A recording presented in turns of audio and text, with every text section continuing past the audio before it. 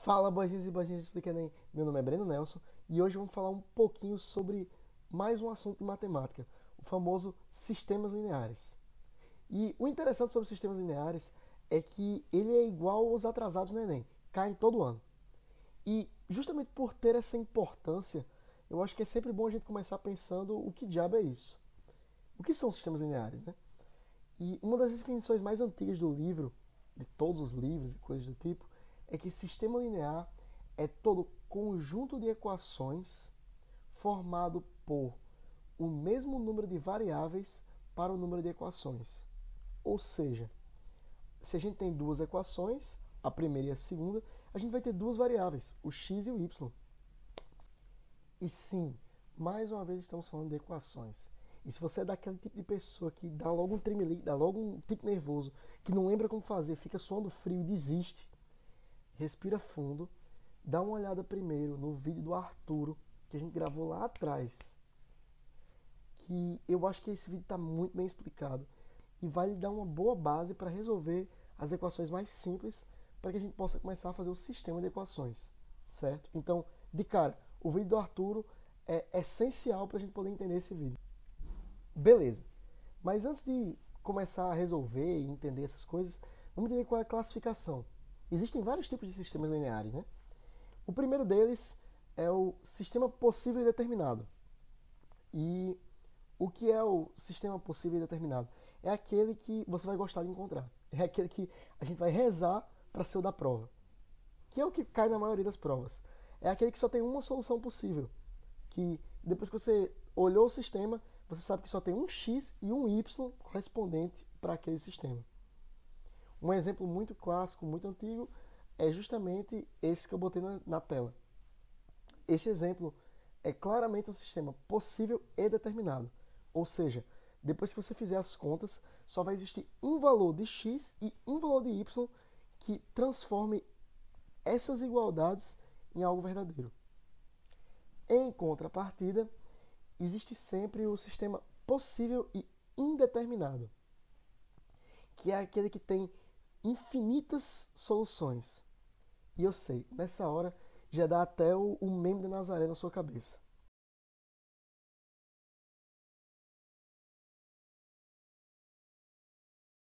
Mas deixando Nazaré de lado um pouquinho, a gente pode pensar como que você pode substituir vários e vários e vários valores para x e para y que vão transformar essa equação em uma coisa verdadeira, certo? E por último tem um sistema mais fácil de todos, pelo menos eu considero mais fácil de todos, que é o sistema impossível. Por quê? Porque claramente quando você bate o olho, você sabe que não tem nenhuma solução, nenhum conjunto de números, não existe nenhum x e y juntos que transformem essa igualdade em algo verdadeiro.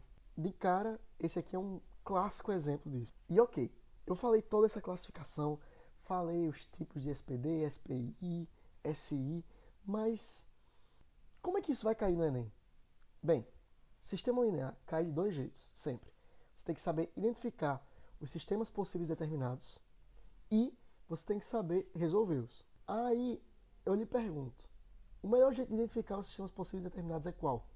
Bem, se a gente olhar direitinho, com calma, os sistemas possíveis e indeterminados e os sistemas indeterminados, a gente vai perceber alguns problemas em cada um deles.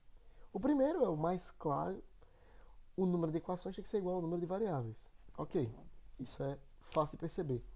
O segundo, uma característica muito recorrente em sistemas possíveis indeterminados são equivalentes. Ou seja, as equações dizem a mesma coisa. Inclusive, se a gente voltar lá para a equação que a gente deu como exemplo do SPI, a gente percebe que ela diz a mesma coisa justamente porque a primeira linha e a segunda são exatamente iguais, só você multiplicando a linha por 2. Ó, 2 vezes x é 2x, 2 vezes 2y é 4y, 2 vezes 6 é 12. Então, se duas linhas são exatamente iguais, com você só multiplicando a linha por um número, claramente essas linhas querem dizer a mesma coisa. E se você tem um sistema em que duas linhas dizem a mesma coisa, ele provavelmente é um sistema possível e indeterminado. De cara, você sabe que ele não é SPD. Ele não é o sistema que você quer. E os sistemas impossíveis são mais fáceis de identificar ainda. Por quê? Porque os sistemas impossíveis, a gente tem equações que destoam uma da outra. Equações que informam coisas diferentes. É tipo você e seu irmão, quando vão fazer uma mentira, vocês esquecem de combinar a mentira juntos e acabam que as histórias não coincidem. As equações são desse jeito. As equações não estão coincidindo entre si. Se a gente prestar atenção, o x mais 2y, na primeira equação deu 11 e na segunda deu 6. Tipo, não vai fazer sentido isso. Entendeu? Lembrando, esse é o jeito mais como uma dica minha para você identificar os SPDs, certo? Que é o foco do Enem, que é o motivo pelo qual o Explica Enem está existindo. Mas se você quer aprender minuciosamente como saber, isso aqui é um SPD, isso aqui é um SPI, isso aqui é um SI, na nossa apostila tem um método que a gente chama de método de Cramer para resolução de determinantes, que é o tipo de assunto que eu acho que não cabe entrar aqui, porque senão vai ficar uma aula muito doida, muito cheia de coisa, certo? Mas na apostila está muito bem explicado, então se você tiver uma dúvida, tipo, querer aprender minuciosamente como fazer, sem precisar ficar decorando diquinha, a apostila está muito bem completa para isso, certo? Tá, Breno, identificar é fácil, mas vamos pro vai mesmo, vamos resolver. Como é que a gente faz para resolver os sistemas? Eu vou dizer, calma. A gente tem dois jeitos de resolver. Na verdade, a gente tem vários jeitos de resolver. A gente tem uns 10, 15, 20. Mas, como o nosso tempo é curto, eu vou me ater a mostrar os dois mais clássicos, que são os dois que tem na nossa apostila também. Mas, que métodos são esses, né? O método da adição e da substituição. O método da adição, que é o que é considerado o favorito de muita gente, ele consiste em você reduzir essas duas equações em uma, somando ou subtraindo elas, certo? E quando é que é fácil de usar? Tem um jeito muito fácil, tipo, tem um momento na sua vida que você vai estar suficientemente treinado para bater o olho e saber que essa é um bom sistema para se resolver por adição. E que momento é esse? O momento que você vê que você tem um elemento repetido nas duas equações. Tipo, isso não é obrigado para você usar adição, você pode usar adição em qualquer sistema linear, mas você sabe que é um bom jeito de resolver um sistema linear quando tem um elemento repetido. Por quê?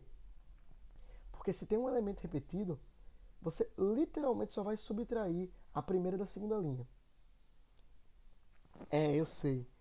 Se a gente está subtraindo, devia se chamar método da subtração, não da adição.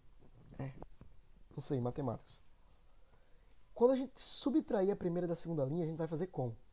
Faz o 3x menos o x, que vai dar 2x, o 2y menos 2y, que dá 0, e 11 menos 6, que dá 5. Aí, Breno, por que eu subtraí? O meu intuito disso daqui é cortar uma das letras. É a gente transformar uma dessas letras em 0. E por que o método da adição é tão útil quando a gente tem uma letra repetida? Junto com o fator, o número que multiplica aí repetido também. Porque justamente, se a gente pode subtrair de cara e já corta, tipo, nossa vida está muito mais fácil. Tipo, a gente não vai precisar manipular de nenhum jeito, nenhuma das equações para poder subtrair.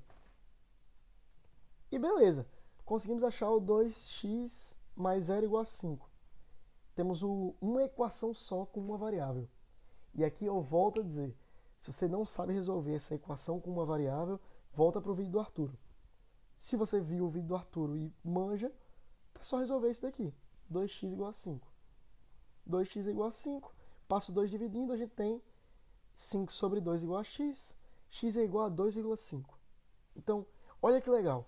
O que a gente fez até agora no método da adição foi dar um jeito de somar, manipular o nosso x ou o nosso y, ignorou, no momento que a gente somou, a gente cortou e ignorou o y, descobriu o x e achou o valor de x.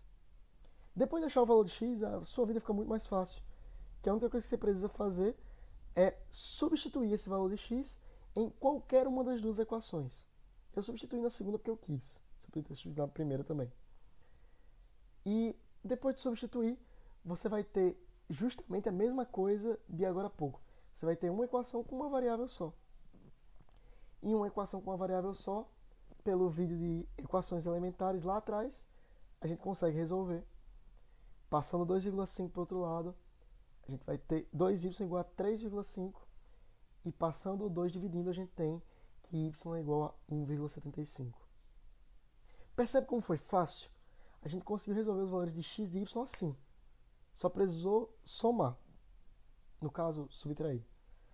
Mas, beleza. E quando é que esse método da adição vai ficar difícil?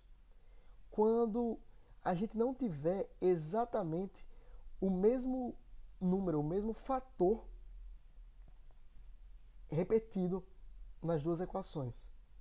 Porque quando a gente não tiver, a gente vai ser forçado a alterar uma dessas equações, ou seja, multiplicá-las por um número, de tal forma que a gente passe a ter. Beleza. Enquanto isso, a gente tem o método da substituição. E o que é o método da substituição? O método da substituição vai consistir em nós termos a mesma ideia, vamos tentar transformar essas duas equações em uma, para resolver da maneira simples por equações elementares. Só que o método da substituição, a gente não vai nem somar nem subtrair equações. A gente vai tentar isolar letras. Tá. Eu, sinceramente, prefiro esse método. Tem muita gente que não. Mas depois que você pega a manha, ele se torna muito mais fácil. E, tipo, você não fica meio que dependente de uma situação específica para ficar usando. Sabe? Tipo, não vai dificultar a sua vida. O adição também você não precisava de uma situação específica, mas tem um detalhe de, às vezes, ele se tornava mais difícil porque você tem que manipular equações, né? Beleza, o método da substituição. A primeira coisa que você vai fazer é escolher uma das duas equações. Eu vou escolher a segunda. Por quê? Porque eu quero. E depois de escolher uma das equações, você vai escolher uma das variáveis dela. E eu vou escolher o x. Eu quero isolar o x. Eu vou deixar o x sozinho desse lado da igualdade. Vou passar todo mundo que está junto do x para o outro lado. No caso, quem está junto do x é o 2y. Então, eu vou passar o 2y para o outro lado e vou ter isso daqui. X é igual a 6 menos 2y. Certo? Não fiz nada, só fiz mexer com a equação. Tá. Agora que eu já mexi com a equação, o que eu pretendo fazer? Para fazer uma substituição bem feita, eu tenho que pegar esse x que eu descobri, que eu isolei, e vou substituir na equação que eu não mexi, que foi a primeira. Lembra que no começo eu escolhi a segunda e a primeira eu deixei de lado? Então, eu vou substituir o x na primeira equação. Quando eu substituo o x na primeira equação, eu vou trocar x por 6 menos 2y. Troquei o x por toda a subtração com um parêntese. 6 menos 2y. Tá. Se o 3 está multiplicando tudo isso, eu tenho que fazer uma distributiva. Então, o 3 vai multiplicar tanto o 6 quanto o menos 2y. 3 vezes 6 é 18. 3 vezes 2y é menos 6y. 18 menos 6y mais 2y vai dar igual a 11. Tá. Agora sim, eu tenho uma equação com um tipo de variável, só y, que dá para resolver usando os sistemas, as equações elementares. Dito isso, a gente pode juntar os y, fica menos 4y igual a menos 7, e passando o 4y para dividir, a gente tem o y igual a 1,75, que é exatamente o mesmo valor do 1,75 se a gente tivesse feito por adição. O que, por enquanto, já está provando que a substituição está batendo. Beleza. Agora, a gente já achou o valor de y, a gente vai fazer a mesma coisa que a gente fazia na adição. A gente substitui o valor em qualquer uma dessas equações para descobrir o valor de x.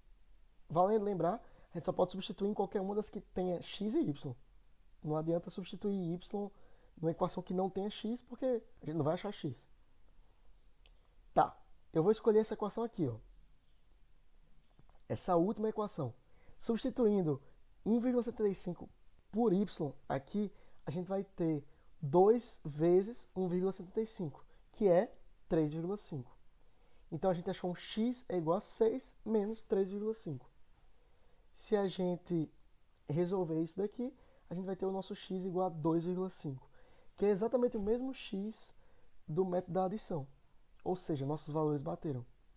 E com isso, eu fico logo tranquilo de pensar que tanto da substituição quanto da adição funciona para qualquer um dos casos. O único lance é que a adição se torna mais fácil nesse tipo de sistema e a substituição meio que tem a mesma dificuldade para qualquer tipo de sistema, certo?